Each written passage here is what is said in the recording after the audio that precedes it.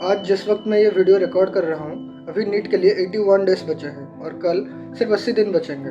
पर अभी भी बहुत सारे बच्चे हैं जो अभी भी मॉक टेस्ट देने से डर रहे हैं। तो ये जो वीडियो है खास उन्हीं बच्चों के लिए है जिनके या तो मॉक टेस्ट में स्कोर इम्प्रूव नहीं हो रहे, वो डिप्रेस्ड हैं, या वो मॉक टेस्ट देना ही नहीं चाहते क्योंकि उन्होंने चैप्टर पढ़ा नहीं है। तो देखिए आपको क्या क्या चीज़ें करनी है। फर्स्ट तो ये वार्निंग दे देता हूँ कि जब तक आप मॉक टेस्ट नहीं देंगे आपके मार्क्स नहीं बढ़ने वाले। मैं अपना एग्जांपल दूं, जब तक मैं सिर्फ लेक्चर देखता था मेरे 367 मार्क्स आते थे, वो भी 2 बार मैंने नेट में वो मार्क्स लाए। पर जिस बार मैंने फिजिक्स वाला का टेस्ट सीरीज दे के किया था, मतलब मैंने कुछ नहीं किया, सिर्फ लास्ट के कुछ महीने में मैंने सिर्फ एक मॉक टेस्ट दिया था वीकली, तो मेरे मार्क्स 367 से बढ़ के 575 हुए थे। और लास्ट टाइम जब मैंने 50-60 मॉक टेस्ट दिए तो मेरे मार्क्स फाइनली क्रॉस कर पाए और आज मैं इसलिए पढ़ रहा हूँ। तो देखिए कि आपको क्या क्या करना है। देखो, पहले तो ये एक मॉक टेस्ट है, ओके, तो इसको मॉक टेस्ट की तरह ही ट्रीट करेंगे। इस एक मॉक टेस्ट, देखो बच्चे बहुत सारे मॉक टेस्ट देते हैं, तो आप सोच लीजिए कि जो संडे वाला मॉक टेस्ट हो रहा है वो आपका असली मॉक टेस्ट है। तो आप उस मॉक टेस्ट की प्रिपरेशन भी अगले मॉक टेस्ट से कर सकते हैं। जैसे कि आप हर रोज़ कोई ना कोई चैप्टर जो टेस्ट में आ रहा है उसका आप एक चैप्टर वाइज टेस्ट दे सकते हैं।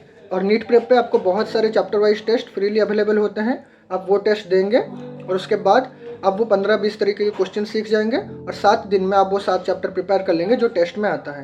तो ये तो जनरल बात हो गई। देखो, पर मेन चीज़ जो बच्चे टेस्ट देने से क्यों डरते हैं, वो हमेशा सोचते हैं कि मैंने 15 में से सिर्फ 10 चैप्टर किए हुए हैं, 5 चैप्टर मुझे नहीं आते। ओके, देखो, तो आपको कभी भी 100% की ओर नहीं भागना है। ओके, मतलब जो परफेक्शन के लिए जाता है ना, वो काम को कभी कंप्लीट नहीं कर पाता। तो इसलिए आप कभी भी 100% स्कोर को एम नहीं करेंगे। आप पहले एग्ज़ाम देंगे। एक एग्ज़ाम से क्या होगा, देखो टेस्ट तो बहुत सारे होते हैं ना, फिजिक्स वाला में हर बैच में अलग अलग टेस्ट होते हैं। तो मान लीजिए एक सीरीज का आपने टेस्ट सीरीज पकड़ लिया, उसके अकॉर्डिंग आपने प्रिपेयर किया, देखा इस टेस्ट में मेरे आ गए 500 मार्क आ गए या और भी कम आ गए। पर आप 6 घंटा बैठ के उसका एनालिसिस करेंगे और पूरे सारे 200 क्वेश्चन को आप देखेंगे क्यों गलती हुआ।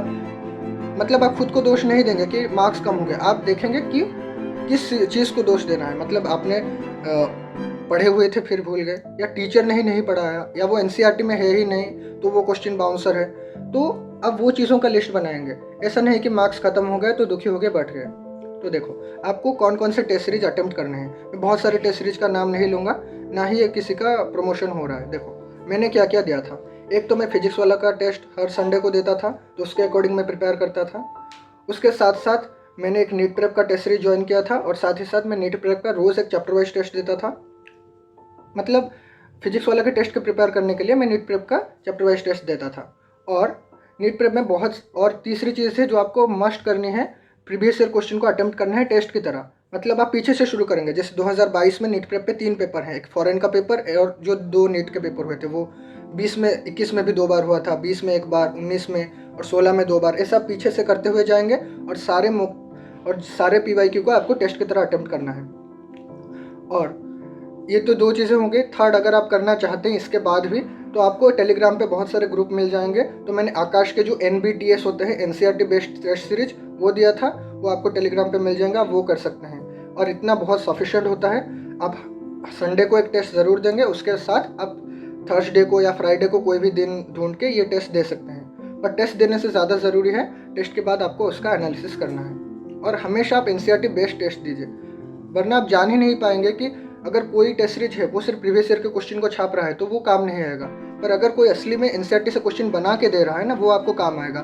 मेनली इनऑर्गेनिक केमिस्ट्री में बहुत सारे टेस्ट सीरीज होते हैं जो प्रीवियस ईयर क्वेश्चन को ही दे देते हैं, पर वो कोई NCERT से ढूंढ के क्वेश्चन नहीं बनाता। और NCERT से बस 2 ही टेस्ट सीरीज हैं जो NCERT से क्वेश्चन बनाते हैं। एक तो आकाश का NBTS हो गया, वो उससे आपको सीधा NCERT के क्वेश्चन मिलेंगे, या BWIS का मैंने एक chapter wise test series join किया था, BWIS क्लासेस करके, उसमें भी आपको NCERT बेस्ड टेस्ट सीरीज मिलेंगे। और ज़्यादा टेस्ट सीरीज नहीं करने हैं, आप सिर्फ एक टेस्ट सीरीज को मेन संडे को देंगे और कोई भी एक टेस्ट सीरीज आप खुद को जज करने के लिए और आने वाली टेस्ट के प्रिपरेशन के लिए आप दूसरा एक टेस्ट सीरीज ज्वाइन कर सकते हैं। कैसे अटेम्प्ट करना है, पहली चीज़ आपको एक कॉपी बनानी है, मोटी सी कॉपी, जिसमें सिर्फ आप टेस्ट देंगे। 720 का हो गया, चैप्टर वाइज हो गया, डेट दे के आप पेपर को 3 हिस्सों में डिवाइड करेंगे और जो क्वेश्चन ओरली सॉल्व हो जाता है उसका आप सिर्फ नंबर लिखेंगे और ABCD लिखेंगे। और जिस क्वेश्चन में आपको रफ करना पड़ रहा है, मेनली फिजिकल केमिस्ट्री और फिजिक्स, आप नंबर दे के ऐसे पेज को डिवाइड करके बॉक्स बना के करेंगे, ताकि जब टेस्ट खत्म हो जाए ना, आप अपनी खुद की हैंडराइटिंग समझ पाए कि आपने क्या लिखा है।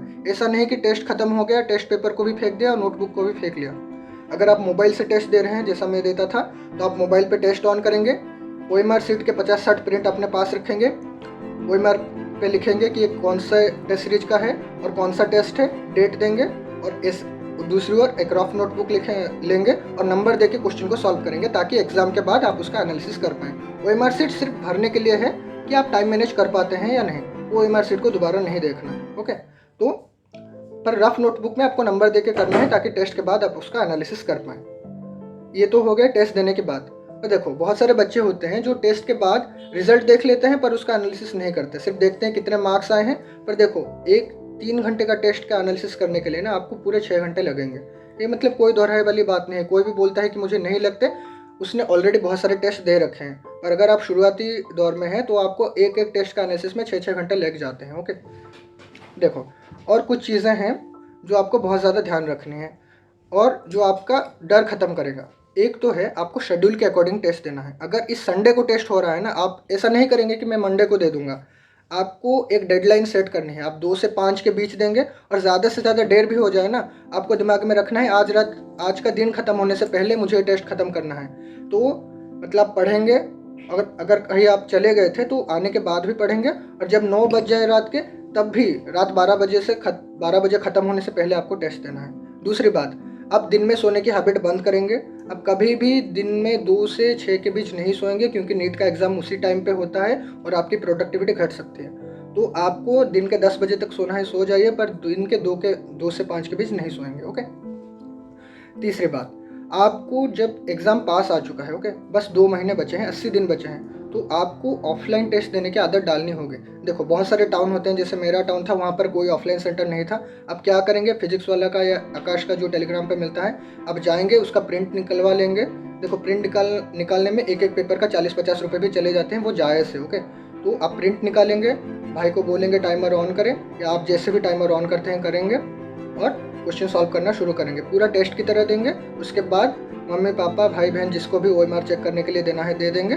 उसके बाद खुद सारे पेपर को रेड पेन से चेक करेंगे कि आपने अपने क्वेश्चन पेपर पे ही रफ किया होगा ना, तो आपको पता चलेगा कि गलती कहाँ हुई है। आपने पेज टर्न करते हुए टाइम गलती की, या आप बॉर्डर पे जब रफ कर रहे हैं हैंडराइटिंग कुछ ज़्यादा छोटी थी, या आपने मल्टीप्लिकेशन में गलती कर दी, या आपने ऑप्शन पढ़ने में गलती कर दी। जैसे कि कुछ चीज़ों का आंसर 1 2 3 4 होता है, पर वो ABCD में ऊपर नीचे हो जाता है, तो आप वो गलती कर सकते हैं।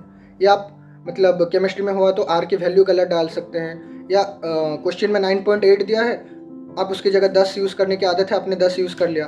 देखो, क्वेश्चन को कभी भी आप अज्यूम नहीं करेंगे क्वेश्चन क्या आने वाला है। अगर आपने सिमिलर क्वेश्चन कर रखे हैं तब तो और ज़्यादा चौकन्ने हो जाएंगे, क्योंकि एग्जामिनर हमेशा देखे हुए क्वेश्चन को ही थोड़ा बदल के दे देता है। ओके, तो आपको ये मिस्टेक कब पता चलेगी, जब आप खुद टेस्ट देंगे। और देखो, अगर आपके मार्क्स 550 से 600 के बीच में आ रहे हैं और सोच रहे हैं कि आपके मार्क्स में नहीं बढ़ रहे, तो आपको डरना नहीं है। ओके, क्योंकि हर टेस्ट का लेवल थोड़ा अप ही होता है। तो अगर आपको कॉन्फिडेंस देना चाहते हैं खुद को, तो आप इजी पेपर सॉल्व करेंगे, प्रीवियस ईयर क्वेश्चन को फिर से सॉल्व करेंगे, और जो भी आपके लास्ट 10 ईयर के क्वेश्चन मतलब 2022 से पीछे के 10 पेपर के जितना एवरेज होगा ना, नीट में भी आपके उतने ही मार्क्स आ सकते हैं। ओके, तो मैं अभी थोड़ा समराइज़ कर सकता हूँ। देखो, टेस्ट देने से नहीं डरना है। हर एक मॉक टेस्ट की तरह ही होता है। अगर इस टेस्ट में आपके मार्क्स कम भी आ रहे हैं, तो सेम चैप्टर्स नेक्स्ट टेस्ट में भी आने वाले हैं, तो उसमें आप इम्प्रूवमेंट कर रहे हैं, तो ये वाला टेस्ट एक प्रैक्टिस टेस्ट की तरह आप उसको ट्रीट करेंगे। दूसरी बात, आपको कौन कौन से टेस्ट सीरीज देने हैं, मैंने बोला आपको NCERT बेस्ड टेस्ट सीरीज ही देने हैं। जैसे आकाश का NBTS हो गया, और जैसे कि NTA का जितने भी प्रीवियस ईयर क्वेश्चन NTA ने बनाया है वो हो गया, और मतलब नीट प्रेप का भी एक NCERT बेस्ड टेस्ट सीरीज होता है, आप वो दे सकते हैं। या आप देखना चाहते हैं NTA NCERT से कैसे क्वेश्चन बनाता है, इनऑर्गेनिक फिजिक्स कैसे बनाते हैं, तो आप शायद JEE मेन के जो ऑनलाइन पेपर हो रहे हैं आजकल, वो आजकल बहुत ईजी आ रहे हैं, आप वो देख सकते हैं, ताकि आपको पता चले कि फिजिक्स और फिजिकल केमिस्ट्री इनऑर्गेनिक के क्वेश्चन भी NCERT से कैसे बन रहे हैं। उसके बाद आपको दिन के 2 से 5 बजे नहीं सोना है। टेस्ट को शेड्यूल के अकॉर्डिंग ही करना है, मतलब आज के दिन ख़त्म होने से पहले ही करना है। आप जो भी रफ कॉपी बनाएंगे उसको आप नंबर दे के आपको करना है, ताकि आपको अपने मिस्टेक्स बाद में एनालिसिस करने में आसान हो। और 3 घंटे के टेस्ट के लिए आपको 6 घंटे भी एनालिसिस में लग सकते हैं। उसमें आपको मतलब नहीं सोचना है कि ये टाइम वेस्ट है। ओके, और आप जो भी टेस्ट सीरीज दे रहे हैं उनका एक चार्ट बना के रखेंगे। जैसे कि अगर आज आप आकाश का दे रहे हैं, एलन का दे रहे हैं, फिजिक्स वाला का दे रहे हैं, नीट प्रेप का दे रहे हैं, किसी का भी दे रहे हैं, आप उसका एक चार्ट बना के रखेंगे ताकि आप खुद का अपना प्रोग्रेस देख सकें। और एक प्रीवियस ईयर के क्वेश्चन को आपको ईयर वाइज मस्ट अटेम्प्ट करना है। तो आप मुझे कमेंट्स में ये प्रॉमिस करके जाएंगे, अब से आप एक भी टेस्ट मिस नहीं करेंगे और जो भी टेस्ट में आपका प्रोग्रेस हो रहा है आप बताएंगे और अपने आप से हमेशा ऑनेस्ट रहेंगे। तो आपको मैं नेक्स्ट वीडियो में मिलता हूँ और नेक्स्ट टेस्ट के लिए आपको ऑल द बेस्ट।